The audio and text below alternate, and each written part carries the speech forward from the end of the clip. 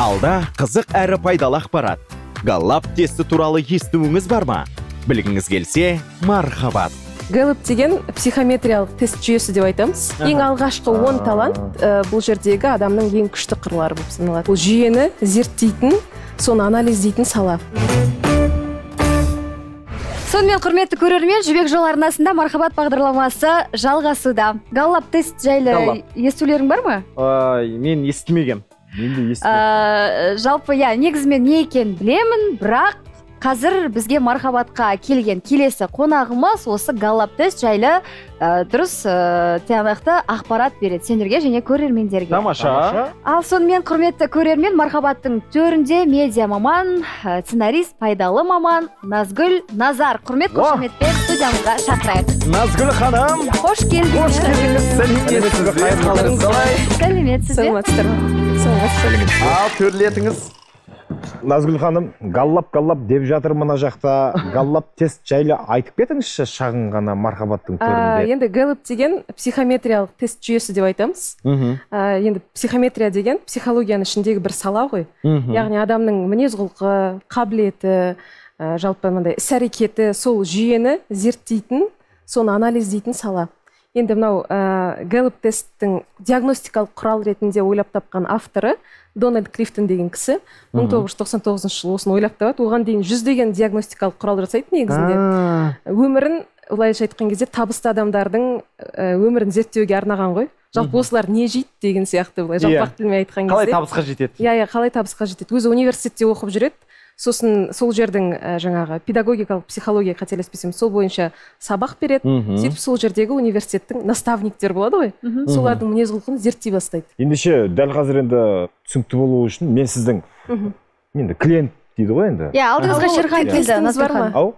Тест тапсыруға жіберем ғой мен сізді клиент болсаңыз. Тест тапсыруға? Қалай жүзеге асады? Былай ауызша түсіндіруге бола ма? Жоқ, мен былай түсіндіріп өтейін, жалпы қалай өтетін. Ол жаңағы Галлап институттың арнайы парақшасы бар. Сол жерде кіресіз, тестті сатып аласыз, тапсырасыз. Сосын тапсыратын кезде де өзінің ережелері бар. Мен айтам, қатты қобалжып тұрған кезде әйтпесе бір болады ғой, депрессивті көңіл-күй, ондай әйтпесе эйфория, сондай кезде тапсырмаңыз деп айтам. Максимально. Неге ондай кезде тапсыруға болмайды? Бәрі біздің жауаптарымызға әсер етеді деп айтады. Әсер етеді. Тек шынайы жауап. Ол жерде сонда сұрақтар қандай болады? Негізінде, сіздің мінез құлқыңызды барынша жан-жақты зерттейтін сұрақтар, мысалы, мынандай ғой, сұрақ емес, ол тұжырым. Сөйтіп, соған байланысты мынандай сіз жоқ деген сияқты, бірақ мынандай 5 не болады, таңдайтын. Қайсы сізге келеді деген сияқты. Сосын кейде мынандай адамдар болады. Яғни ол жерде ситуациялық сұрақтар ғой, ситуация деуге де келеді. Осындай жағдайда сен қалай жасар едің деген сияқты. Мысалы айтпесе, мынау сен туралы ма, әлде мынау сен туралы ма деген сияқты. Қанша сұрақ бар?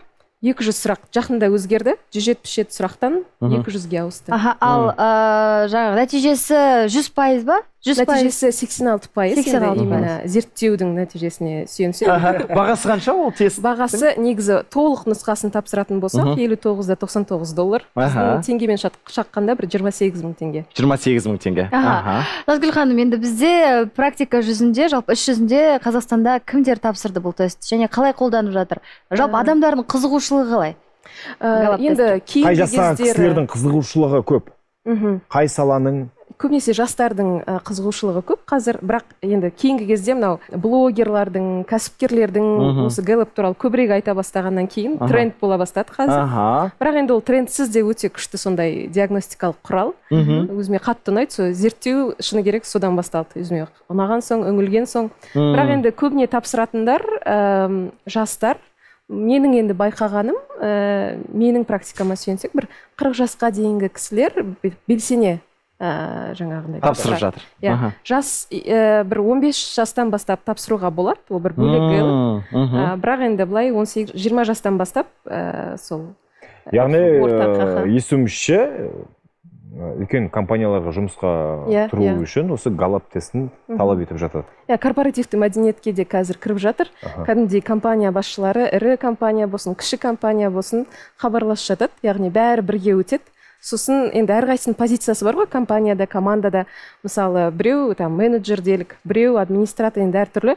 Қаншалықты сол адам жаңағы позициясына сәйкес келеді, соны басшы білгісі келеді. Жақсы, Назгүл ханым, енді адамда өмірінің бір белгілі бір шағына келгенде жаңағыдай бір айттыңыз ғой, бір депрессиялық, бір жалпы мен осы уақытқа дейін өтпелі кезең болады, иә, ол ана кризис среднего возраста деп айтып жатады. Жалпы сол кезде адам мысалы осы уақытқа дейін айналысқан нәрсесін бәрін тастап, ары қарай басқа бір мамандықты игеріп, немесе басқа да бір қызығушылықтарды пайдалануға сонда болады ғой, иә, осы галлап тест арқылы. Иә, ол да жаңағы запростар дейміз ғой, иә, қазір солардың арасында бар. Адамдар кәдімгідей кішкене өзімді жоғалтып алған сияқтымын, әйтпесе бір басқа мамандық таңдаймын ау деген сияқты запростар кездесіп жатады. Сол кезде осы галлап тест кәдімгідей сондай таптырмас құрал.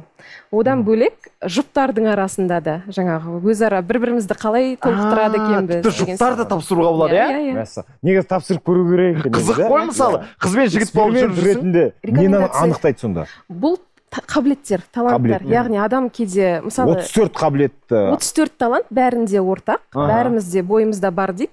Тек біздің жаңағы бірегейлігіміз дейміз ғой, уникальность. Ешкімге ұқсас келмейтін тұсымызды осы реттілік шешеді. Яғни ерекшелігімізде. Мысалы, мәселен, менде бірінші орында эмпатия деген талант тұр делік, иә. Басқа біреуде ол талант кішкене кейінірек тұр. Есесіне басқа бір талант ода бірінші тұр. Ең алғашқы 10 талант бұл жердегі адамның ең күшті қырлары болып саналады. Енді Назгүл ханым, әр нәрсенің өзінің жақсы жағы, жаман жағы болады деп жатады, иә? Жалпы осы тесттің жақсы жағынан бөлек бір кемшілігі бар ма? Кемшілігі енді адамды шектемей ме мысалы? Негізінде былай көмекші құрал ретінде пайдаланса, онда кәдімгідей толықтай деңгейін көрсетіп бере алады деп ойлайсыз ба негізі адамның? Деңгейін дейсіз ба? Деңгей емес, таланттарын дейікші, қабілеттерін көрсетіп бере алады. Қабілетті ғой адам. Енді Назгүл ханым, жаңа әріптесім сізді шақырған уақытта сценарист деді, медиа маман деді, иә? Жалпы галлаптан бөлек сіздің басқа да жұмыстарыңыз бар. Мен негізі енді журналистпін. Сондықтан енді қанша 2011 жылдан бері осы саладамын, негізінде медиада.